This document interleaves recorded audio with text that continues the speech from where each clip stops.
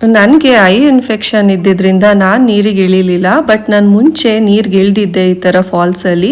ತುಂಬಾ ಒಳ್ಳೆ ಎಕ್ಸ್ಪೀರಿಯನ್ಸ್. ನಿಮ್ಗೇನಾದ್ರು ಈ ಥರ ಚಾನ್ಸ್ ಸಿಕ್ಕಿದ್ರೆ ಖಂಡಿತ ನೀರಿಗೆ ಇಳೀರಿ. ಅವ್ರು ಲೈಫ್ ಜಾಕೆಟ್ ಕೊಟ್ಟಿರ್ತಾರೆ, ಏನು ಹೆದರ್ಕೊಳ್ಳೋ ಅಂಥ ಅವಶ್ಯಕತೆ ಇಲ್ಲ. ಆಳ ಇದ್ದರೂ ನೀವು ಸೇಫಾಗೇ ಇರ್ತೀರಾ. ಹಾಗೆಯೇ ನಾವು ಸಮುದ್ರದಲ್ಲಿ ನೀರಲ್ಲಿ ಆಟ ಆಡೋದಾಗಿರ್ಬೋದು ಅಥವಾ ಸ್ವಿಮ್ಮಿಂಗ್ ಪೂಲ್ ನೀರಲ್ಲಿ ಆಟ ಆಡೋದಾಗಿರ್ಬೋದು, ಬೇರೆಯೇ ಎಕ್ಸ್ಪೀರಿಯನ್ಸ್. ಈ ಥರ ಹರಿತಾ ಇರೋ ನೀರಲ್ಲಿ ಆ ಒಂದು ಫಾಲ್ಸ್ನ ನೋಡ್ಕೊಂಡು ಎಕ್ಸ್ಪೀರಿಯನ್ಸ್ ಮಾಡೋದೇ ಬೇರೆ. ಹಾಗೆ ಇಲ್ಲಿನ ವಾಟರ್ಗಳು ತುಂಬ ಕ್ಲೀನಾಗಿರುತ್ತೆ. ಸೊ ಇಲ್ಲಿನ ನೀರಲ್ಲಿ ಆಟ ಆಡೋದೇ ಬೇರೆ ಎಕ್ಸ್ಪೀರಿಯನ್ಸ್. ಸೊ ಮಿಸ್ ಮಾಡ್ಕೋಬೇಡಿ. ಅಕಸ್ಮಾತ್ ನೀವು ಮೇಘಾಲಯಕ್ಕೆ ಹೋದರೆ ಅಥವಾ ಯಾವುದೇ ಫಾಲ್ಸ್ಗೆ ಹೋದ್ರೂ ನೀರಿಗೆ ಇಳಿಯೋದು ಮಾತ್ರ ಮಿಸ್ ಮಾಡ್ಕೋಬೇಡಿ.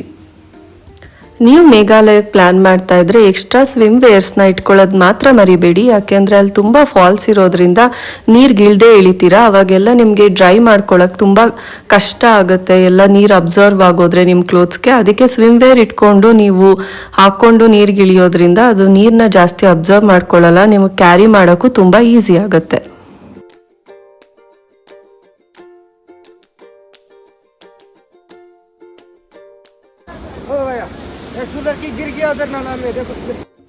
ಇಲ್ಲಿ ಕೇಳಿಸ್ಕೊಂಡ್ರಲ್ಲ, ಆ್ಯಕ್ಚುಲಿ ಅವ್ರು ಹೇಳಿದ್ರು ಯಾರೋ ನಿಮ್ಮ ಫ್ರೆಂಡ್ ಕೆಳಗಡೆ ಬಿದ್ದಿದ್ದಾರೆ ನೋಡಿ ಅಂತ.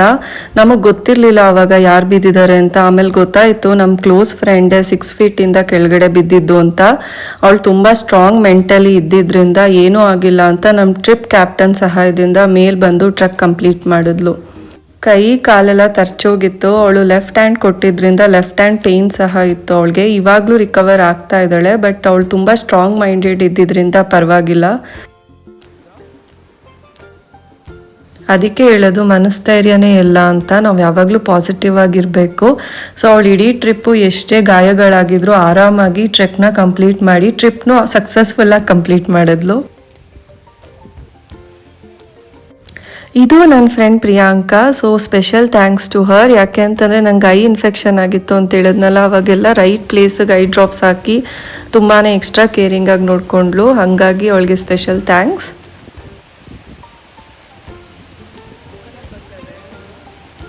ಅಲ್ಲಿ ನೋಡ್ತಾ ಇದ್ದೀರಲ್ಲ, ನಾಯಿ ಆ್ಯಕ್ಚುಲಿ ಅವರಿಬ್ಬರ ಜೊತೆ ಟ್ರೆಕ್ಕಿಂಗಿಗೆ ಬಂದಿತ್ತು. ಅವ್ರು ಹೇಗೆ ಸ್ಟೆಪ್ಸ್ ಇಡ್ತಿದ್ರು ಅದು ಸಹ ಕಷ್ಟ ಆದರೂ ಸಹ ಹಾಗೇ ಸ್ಟೆಪ್ಸ್ ಇಟ್ಕೊಂಡು ತುಂಬ ಅವ್ರ ಜೊತೆ ಹೊಂದ್ಕೊಂಡು ಹೋಗ್ತಿತ್ತು. ನಮ್ಗೆ ಅನಿಸುತ್ತೆ ನಾಯಿಗಳ್ಗೇನು ಗೊತ್ತಾಗುತ್ತೆ ಅಂತ. ಬಟ್ ನಿಜವಾಗ್ಲೂ ನೋಡಿ ಹ್ಯೂಮನ್ ಫ್ರೆಂಡ್ಲಿ ಅಂತ ಅದಕ್ಕೆ ಹೇಳೋದು ನಾಯಿನ.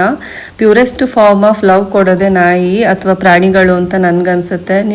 ನಿಮ್ಗೇನು ಅನಿಸುತ್ತೆ ಇದ್ರ ಬಗ್ಗೆ ಒಪಿನಿಯನ್ ಕಮೆಂಟ್ ಮಾಡಿ ಹೇಳಿ.